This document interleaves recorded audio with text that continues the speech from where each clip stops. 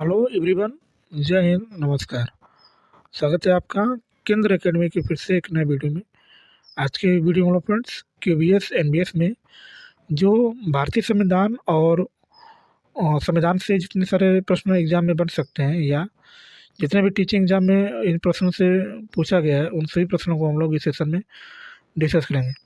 Channel पर पहली बार होंगे तो चैनल को सब्सक्राइब जरूर कर लें, बेल आइकन को दबा दें और दोस्तों को शेयर करें फ्रेंड्स, ताकि उनको भी हेल्प हो सके। ठीक है, चलिए शुरुआत करते हैं। एक बार सेशन को लाइक कर दीजिएगा और जब पूरा सेशन देख लीजिएगा तो कम से कम इसे एक ग्रुप में ज़रूर शेयर कर दीजिएगा, और अपने पिछले वीडियो को भी नहीं देखा होगा तो उसकी जो है प्लेलिस्ट बना दीजिए, आप उसको जाके देख सकते हैं। ठीक है, चलिए शुरुआत करते हैं। एक बार सेशन को लाइक ज़रूर कर दीजिएगा, ठीक है, ताकि आपको वीडियो मिले तो तुरंत ही आपको प्राप्त हो जाए। ठीक है, चलिए शुरुआत करते हैं। आज का जो हमारा पहला इसमें जो प्रश्न लिखा है कि निम्नलिखित में से कौन संविधान सभा के मसौदा समिति के अध्यक्ष थे? Doctor Bhimrao Ambedkar, C D. देशमुख, बाबू राजेंद्र प्रसाद, जवाहरलाल नेहरू, है ना। इसके उत्तर की बात करें तो इसका जो उत्तर हो जाएगा ऑप्शन नंबर ए इसका राइट ऑप्शन हो जाएगा। मसौदा समिति के अध्यक्ष की बात करेंगे तो ये कौन थे? तो डॉक्टर भीमराव अम्बेडकर थे। ठीक है, हम लोग देख सकते हैं कि कौन कौन से अध्यक्ष कौन कौन थे। डॉक्टर बी आर अम्बेडकर की बात करेंगे, किसकी बात करेंगे? डॉक्टर बी आर अम्बेडकर की बात करेंगे तो ये जो है कहाँ कहाँ के? तो संविधान सभा के मसौदा समिति के अध्यक्ष थे और प्रथम कानून मंत्री यही थे। ठीक है, उसके बाद बात करेंगे सी डी देशमुख की बात करेंगे तो सी डी देशमुख क्या थे? तो रिजर्व बैंक ऑफ इंडिया के प्रथम भारतीय गवर्नर थे जिनका नाम जो है सी डी देशमुख था। ठीक है, और आगे हम लोग बात करेंगे बाबू राजेंद्र प्रसाद की बात करेंगे। किसकी बात करेंगे? तो बाबू राजेंद्र प्रसाद की बात करेंगे तो ये जो है स्वतंत्र भारत के प्रथम राष्ट्रपति थे और संविधान सभा के अस्थायी सदस्य अध्यक्ष यही थे। उसके बाद जवाहरलाल नेहरू की बात करेंगे तो जवाहरलाल नेहरू जो है प्रथम भारतीय प्रधानमंत्री थे और संघ संविधान समिति के क्या थे? तो ये अध्यक्ष थे जिनका नाम जो है पंडित जवाहरलाल नेहरू था। ठीक है, नेक्स्ट दूसरे की बात करेंगे। दूसरा जो इसमें नेक्स्ट हमारा प्रश्न बना है कि भारतीय संविधान लागू हुआ था 15 अगस्त सन 1947 को, 15 अगस्त सन 1950 को, 26 जनवरी सन 1947 को, 26 जनवरी सन 1950 को, है ना। इसके उत्तर की बात करें तो इसका जो उत्तर हो जाएगा ऑप्शन नंबर डी इसका राइट ऑप्शन हो जाएगा। नहीं, 26 जनवरी 1950 इसका क्या हो जाएगा? राइट ऑप्शन हो जाएगा, क्योंकि इसी दिन जो है संविधान को लागू किया गया था। बाकी 26 जनवरी सन 1949 को संविधान का अंतिम प्रारूप तैयार कर नागरिकता, निर्वाचन और अंतरिम संसद से संबंधित उपबंधों को उसी दिन लागू कर दिया गया था, जबकि पूर्ण रूप से संविधान जो है 26 जनवरी सन 1950 को जो है लागू किया गया था। ठीक है, आगे 23 भारतीय संविधान के पिता के रूप में निम्नलिखित में से किसे जाना जाता है? मोहनदास करमचंद गांधी, भीमराव अम्बेडकर, पंडित जवाहरलाल नेहरू, सरदार वल्लभ भाई पटेल। इसके उत्तर की बात करें तो इसका जो उत्तर होगा ऑप्शन नंबर बी इसका राइट ऑप्शन हो जाएगा। यानी डॉक्टर भीमराव अम्बेडकर इसका क्या हो जाएगा? तो राइट ऑप्शन हो जाएगा। ठीक है, देख सकते हैं कि भारतीय संविधान के पिता के रूप में डॉक्टर भीमराव अम्बेडकर को जाना जाता है। बी एन राव द्वारा तैयार किया गया संविधान के प्रारूप पर विचार विमर्श करने के लिए संविधान सभा को 29 अगस्त सन 1947 को एक संकल्प पारित करके प्रारूप समिति का गठन किया गया था तथा इसके अध्यक्ष की बात करेंगे तो इसके अध्यक्ष के रूप में डॉक्टर भीमराव अम्बेडकर को चुना गया था। और प्रारूप समिति की बात करें इसमें सदस्यों की संख्या कितने थे? 7 थी और डॉक्टर भीमराव अम्बेडकर इसके क्या थे? तो अध्यक्ष थे। ठीक है, नेक्स्ट भारतीय संविधान कब लागू हुआ था? 15/8/1947, 30/1/1948, 26/11/1949, 26/1/1950, है ना। तो लागू की बात करेंगे तो लागू कब हुआ था? तो 26/1/1950 को। और अंगीकार कब किया गया था? जिसको जो है 26 नवंबर सन 1949 को पूर्ण रूप से इसको तैयार कर लिया गया था। ठीक है ना, तो इसमें आप कन्फ्यूज मत होइएगा। ठीक है, नेक्स्ट नेक्स्ट में बात करते हैं। इसमें नेक्स्ट लिखा है कि देख सकते हैं कि भारतीय संविधान को आंशिक रूप से 26 नवंबर सन 1950 को इसको लागू किया गया था। इसे पूर्ण रूप से 26 जनवरी सन 1950 को लागू किया गया था। भारतीय संविधान को बनाने में 2 वर्ष 11 माह और 18 दिन का समय लगा था। मूल संविधान में 395 अनुच्छेद था, 22 भाग था और क्या था? तो इसमें 8 अनुसूचियाँ थी। कितनी अनुसूचियाँ थी? तो 8 अनुसूचियाँ थी। ठीक है, नेक्स्ट भारत का पहला गृह मंत्री कौन था? तो जवाहरलाल नेहरू, वल्लभ भाई पटेल, के एम मुंशी, सी राजगोपालचारी, है ना।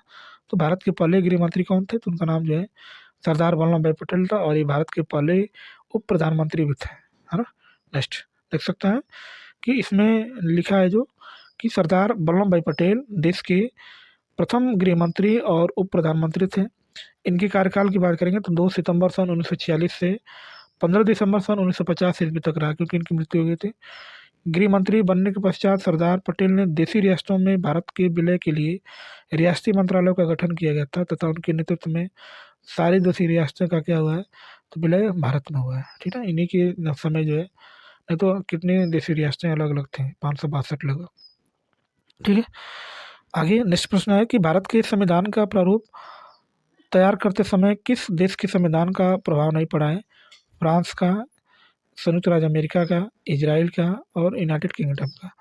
इसका उत्तर हो जाएगा सी, क्योंकि हमने जो है इजराइल से जो है कोई भी जो है अनुच्छेद नहीं लिया है। ठीक है, देख सकते हैं कि फ्रांस से जो हमने क्या क्या लिया, तो गणतंत्रात्मक प्रस्तावना में स्वतंत्रता, समता, बंधुत्व के आदर्श का सिद्धांत। यूएसए से क्या क्या है, तो मौलिक अधिकार है, राष्ट्रपति एवं महाभियोग इस पर लगाना, वित्तीय आपातकाल है, न्यायपालिका की स्वतंत्रता आदि। यूके की बात करेंगे तो इस संसद की शासन प्रणाली है, नागरिकता है और विधि निर्माण प्रक्रिया, मंत्रिमंडल, ये सब जो है वहीं से है। ठीक है, नेक्स्ट चलिए 27 की बात करेंगे। 27 इसमें जो लिखा है, प्रश्न हमारा बना है कि भारतीय संविधान में प्रावधान स्रोत का कौन सा युग्म सही है?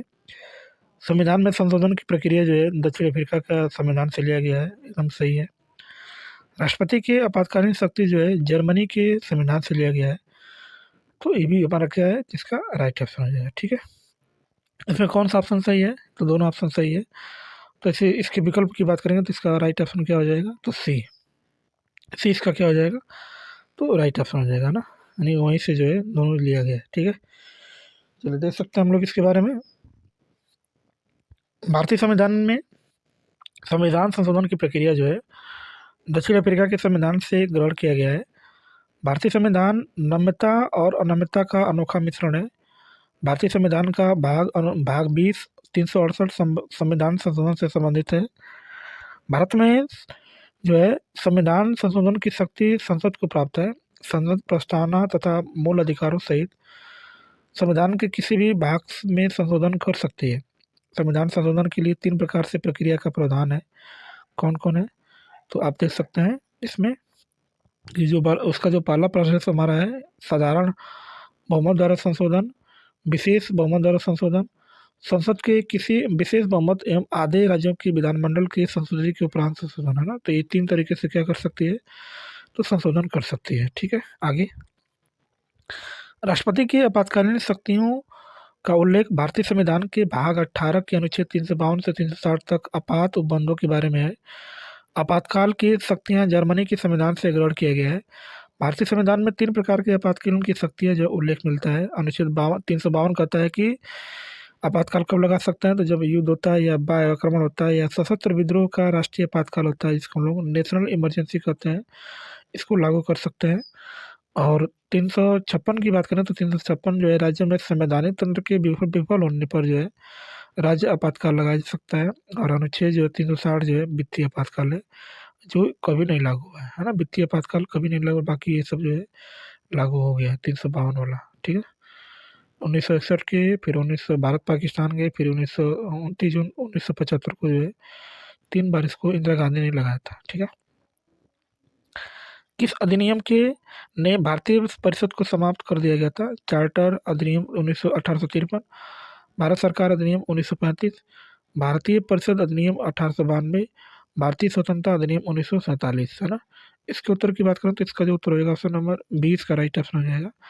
भारत सरकार अधिनियम इसका क्या हो जाएगा, 1935 इसका राइट ऑप्शन हो जाएगा। ठीक है, चलिए देख सकते हैं आप लोग इसके बारे में कि 1930-32 में हुए 3 गोलमेज सम्मेलन में संवैधानिक सुधारों से संबंधित संतुष्टियों में के फलस्वरूप इस अधिनियम यानी भारत सरकार अधिनियम 1935 का निर्माण किया गया है, जिसकी अनेक विशेषताएं हैं। कौन कौन है, तो जैसे देख सकते हैं कि पहला जो है, भारत में सर्वप्रथम संघीय शासन प्रणाली की नींव रखी है। केंद्र में द्वैत शासन की स्थापना है। संघ सूची, प्रांत सूची, समवर्ती सूची में कुछ अतिरिक्त विषय शामिल किए गए हैं, जिसमें अवशिष्ट शक्तियां गवर्नर जनरल में निहित थी। ठीक है, नेक्स्ट 1937 में संघीय न्यायालय की जो है स्थापना इसी अधिनियम के द्वारा भारत परिषद को समाप्त कर दिया गया था और विवादों के निपटारे के लिए संघीय न्यायालय की जो इसमें स्थापना किया गया था। ठीक है, नेक्स्ट 29 की बात करेंगे। 29 इसमें जो लिखा है कि किस भारतीय कलाकार ने संविधान की हस्तलिखित कॉपी को अलंकृत किया गया था? नंदलाल घोष, मिहिर सेन, एस.एन. बनर्जी और मुकेश बंदोपाध्याय। इसका उत्तर हो जाएगा ऑप्शन नंबर ए, इसका राइट ऑप्शन हो जाएगा, यानी नंदलाल बोस इसका क्या हो जाएगा, तो राइट ऑप्शन हो जाएगा। ठीक है, आप देख सकते हैं इसमें जो लिखा है कि नंदलाल बोस ने संविधान की हस्तलिखित कॉपी को अलंकृत किया था। संविधान का पांडुलेखन बिहारी नारायण ज्यादा द्वारा किया गया है। भारतीय संविधान की हस्तलिखित कॉपी हीलियम फाइल केस में संसद की केंद्रीय लाइब्रेरी में इसको जो है सुरक्षित किया गया है। ठीक है, आगे प्रश्न बात करते हैं।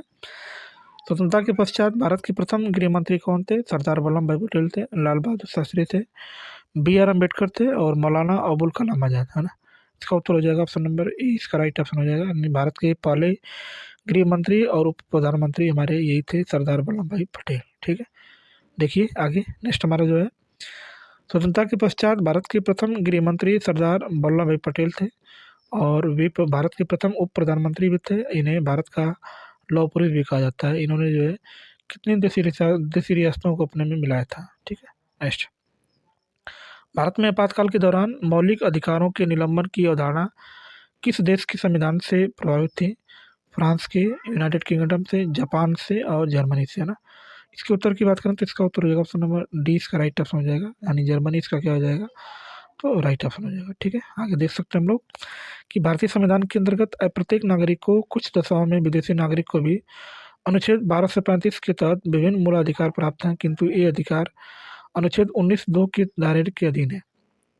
जैसे भारत ने जर्मनी पर वीमर संविधान से आपातकालीन 352 से 360 के दौरान मूल अधिकार के निलंबन का प्रावधान ग्रहण किया है, जबकि मूल अधिकार की व्यवस्था अमेरिकी संविधान से संबंधित है। ठीक है, किस संबंधित है, तो अमेरिकी से मूल अधिकार की बात करेंगे। ठीक है, नेक्स्ट नेक्स्ट हम बात करते हैं इसमें, भारतीय संविधान क्या है, कठोर है, स्थिति के अनुरूप परिवर्तनशील है, आंशिक रूप से कठोर और आंशिक रूप से परिवर्तनशील है, न तो कठोर है और न ही परिवर्तनशील है ना। तो कठोर भी नहीं है, तो इसका ऑप्शन क्या हो जाएगा, सी इसका राइट ऑप्शन हो जाएगा, आंशिक रूप से कठोर और आंशिक रूप से क्या है, तो परिवर्तनशील है। ठीक है, देखिए इसमें जो लिखा है कि भारतीय संविधान अनम्यता और नम्यता का मिश्रण है, अर्थात यह आंशिक रूप से कठोर तथा आंशिक रूप से परिवर्तनशील है।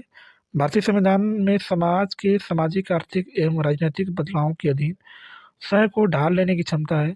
इसमें होने वाले संवैधानिक संशोधन इसकी नम्यता का सबसे अच्छा उदाहरण है, जो निरंतर जारी है, और इसलिए इसे जीवित आलेख भी इसे कहते हैं। दूसरी तरफ संसद संविधान की आधारभूत संरचना में कोई भी संशोधन नहीं कर सकता है जो संविधान की कठोरता या अनम्यता को दर्शाता है।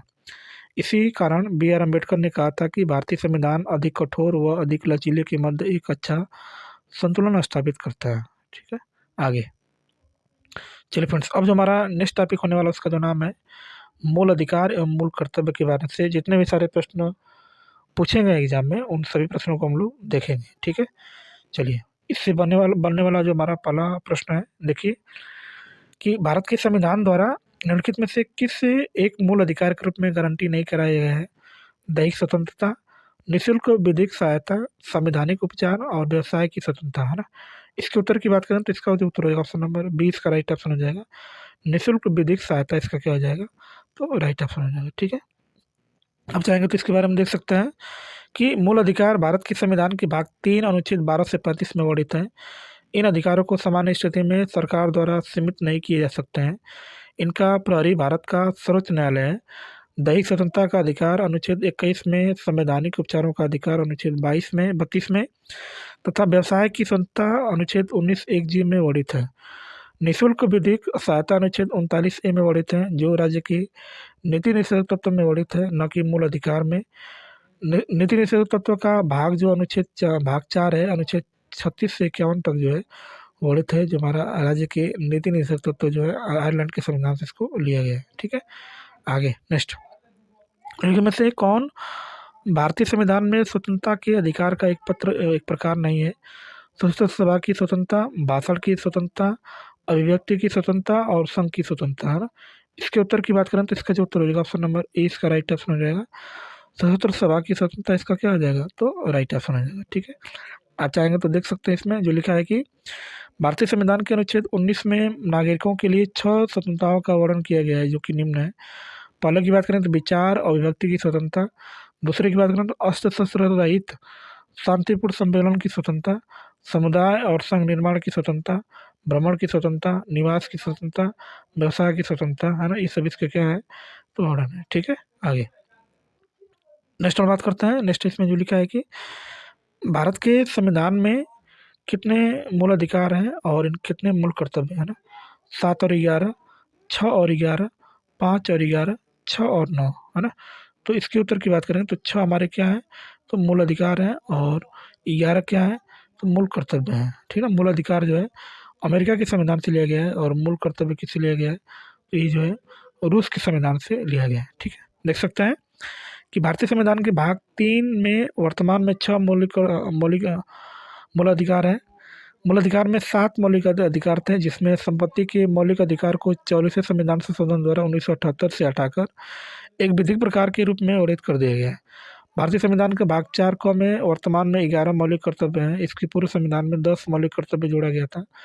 11वां जो मौलिक कर्तव्य है 86वें संविधान संशोधन 2002 से जो है इसको जोड़ा गया है। ठीक है, नेक्स्ट चलिए नेक्स्ट हम लोग देख सकते हैं। 36वां प्रश्न है कि निम्नलिखित में से कौन सा भारतीय संविधान में उल्लेखित एक मौलिक अधिकार नहीं है। संपत्ति का अधिकार हमने बताया था, तो ये इसका क्या हो जाएगा, तो राइट आंसर हो जाएगा। ठीक है, संपत्ति का अधिकार पहले था, लेकिन अब इसको जो है 44वें संविधान संशोधन द्वारा इसको हटा दिया गया है। ठीक है, मूल संविधान में 7 मौलिक अधिकार थे, लेकिन 44वें संविधान संशोधन के द्वारा संपत्ति के अधिकार को मूल अधिकार की सूची से हटाकर इसे संविधान के अनुच्छेद 301 के अंतर्गत कानूनी अधिकार के रूप में रखा गया है। तो वर्तमान में कितना मौलिक अधिकार है, 6 मौलिक अधिकार है। आप 6 मौलिक अधिकार देख सकते हैं कौन कौन है। तो पहला जो हमारा है समानता का अधिकार है, दूसरा स्वतंत्रता का अधिकार है, तीसरा शोषण के विरुद्ध अधिकार है, चौथा संस्कृति एवं शिक्षा का अधिकार है, पांचवा धर्म की स्वतंत्रता का अधिकार है, और लास्ट हमारा है संवैधानिक उपचारों का अधिकार जो अनुच्छेद 32 में है। ठीक है, नेक्स्ट नेक्स्ट हम बात कर सकते हैं 37वां की बात करेंगे। भारतीय संविधान में कौन सा प्रावधान नागरिकों को अदालत में जाने की अनुमति देता है यदि भी मानते हैं कि उनसे किसी भी मौलिक अधिकार का राज्य द्वारा उल्लंघन किया गया है। तो शोषण के खिलाफ अधिकार, संवैधानिक उपचार का अधिकार, स्वतंत्रता का अधिकार और सांस्कृतिक एवं शैक्षिक अधिकार, है ना। इसके उत्तर की बात करें तो इसका जो उत्तर हो जाएगा ऑप्शन नंबर 20 का राइट ऑप्शन हो जाएगा। संवैधानिक उपचार का अधिकार इसका क्या हो जाएगा, तो राइट ऑप्शन हो जाएगा। ठीक है, आप देखिए इसमें जो कैसे इसमें बताया गया है कि भारतीय संविधान का अनुच्छेद 32 और संवैधानिक संरक्षण अर्थात नागरिकों की अदालत जाने की अनुमति प्रदान करता है। यदि किसी भी नागरिक के मौलिक अधिकारों को हनन किया जाता है तो वह नागरिक न्यायालय में जा सकता है। अनुच्छेद 32 में 4 खंड है। खंड 1 प्रथम मूल अधिकारों पर परिवर्तित कराने के लिए उच्चतम न्यायालय में आवेदन करने का अधिकार है प्रदान करता है, जबकि मूल अधिकारों को परिवर्तित कराने हेतु उच्चतम न्यायालय को अनुच्छेद 32(2) के तहत 5 प्रकार के क्या कर सकता है, तो रीट जारी कर सकता है। ये हाँ ना, 5 प्रकार के रीट कौन कौन होते हैं, तो पहला जो हमारा रीट होता है उसका नाम जो है बंदी प्रत्यक्षीकरण, दूसरा जो होता है परमादेश होता है, तीसरा प्रतिषेध होता है, चौथा उत्प्रेषण होता है, और पांचवा क्या होता है, तो अधिकार परीक्षा होता है। ये 5 प्रकार के हमारे रीट है। ठीक है, आगे आगे हम लोग बात करेंगे इसमें 38 की बात करेंगे। 38 लिखा है कि संपत्ति का अधिकार क्या है। तो अभी हमने बताया था कि संपत्ति का अधिकार क्या है, तो ये जो है एक कानूनी अधिकार है। पहले मूल अधिकार था, लेकिन अब इसको जो है हटा दिया गया है। ठीक है, आगे देख सकते हैं कि संपत्ति का अधिकार एक कानूनी अधिकार है। प्रारंभ में संविधान में मूल अधिकार के रूप में उल्लेख था, लेकिन 44वें संविधान संशोधन 1978 के द्वारा इसको जो है कानूनी अधिकार दिया गया है, जो 300A में है। ठीक है, आगे 39 की बात करेंगे। भारतीय संविधान के अनुच्छेद 19 के अंतर्गत निम्नलिखित में से कौन सा स्वतंत्रता के अधिकार के रूप में गारंटीकृत नहीं है। ऑप्शन की बात करेंगे तो ऑप्शन नंबर ए जो लिखा है, भारत के संपूर्ण क्षेत्र में स्वतंत्रता से संचालन का अधिकार, वाक तथा अभिव्यक्ति का अधिकार, बलाश्रम से मुक्ति, भारत क्षेत्र के किसी भी भाग में आवास तथा बसने की स्वतंत्रता। सी की बात करें, सी इसका क्या हो जाएगा, राइट ऑप्शन बलाश्रम से मुक्ति इसका क्या हो जाएगा, तो राइट ऑप्शन हो जाएगा। ठीक है, आप देख सकते हैं कि अनुच्छेद 19 में जो है 6 प्रकार की जो है इसमें स्वतंत्रता दिया गया है। पहले स्वतंत्रता की बात करेंगे तो विचार एवं अभिव्यक्ति का अधिकार जो है स्वतंत्रता जो 19(1) में जो है, शांतिपूर्ण हथियार रखने और हथियार से रहित सम्मेलन या सभा करने की स्वतंत्रता 19(2) में है। संगठन बनाने की स्वतंत्रता 3, भारत के राज्य क्षेत्र में विचरण की स्वतंत्रता 4, और उसके बाद चौथा जो हमारा है भारत के किसी भी भाग में निवास करने की स्वतंत्रता 5, और कोई वृत्ति या आजीविका तथा व्यापार करने की स्वतंत्रता का अधिकार जो है 6 में है। ठीक है, जबकि अनुच्छेद 23 बोलता है कि भारत मानव के जो है दुर्व्यवहार और बलात्कार का क्या है प्रतिषेध करता है, जो अनुच्छेद 23 करता है। ठीक है, तो लास्ट हमारा प्रश्न है कि 44वां, भारत में सूचना का अधिकार एक भाग है, मौलिक अधिकार है, कानूनी अधिकार है, न मौलिक न कानूनी अधिकार, उपयुक्त में से कोई नहीं है ना। इसके उत्तर की बात करें तो इसका उत्तर हो जाएगा ऑप्शन नंबर ए, मौलिक अधिकार हमारा है सूचना का अधिकार, जिसको हम लोग RTI 2005 बोलते हैं, राइट टू इन्फॉर्मेशन। ठीक है, आप इसमें देख सकते हैं कि संविधान के अनुच्छेद 19(1)(1) के तहत सूचना का अधिकार मौलिक अधिकार का एक भाग है। अनुच्छेद 1(1)(a) के अनुसार प्रत्येक नागरिक को बोलने तथा अभिव्यक्ति का अधिकार है, तो सूचना का अधिकार 12 अक्टूबर सन 2005 को जो है इसको लागू किया गया था। ठीक है फ्रेंड्स, तो चलिए फ्रेंड्स, वीडियो को ही पर समाप्त करता है। वीडियो आपको कैसी लगी एक बार कमेंट करके जरूर बताएं। कमेंट करके भी बताएं कि आप भारत के किन किन स्टेट से इस वीडियो को देख रहे हैं। चैनल पर पहली बार होंगे तो चैनल को सब्सक्राइब जरूर कर लीजिएगा, बेल आइकन को दबा दीजिएगा, दोस्तों को शेयर कर दीजिएगा। ठीक है, यह श्रृंखला चलती रहेगी लगातार। ठीक है, मिलते हैं नेक्स्ट क्लास में ऐसे ही शानदार प्रश्नों के साथ। तब तक के लिए बाय और जय हिंद फ्रेंड्स।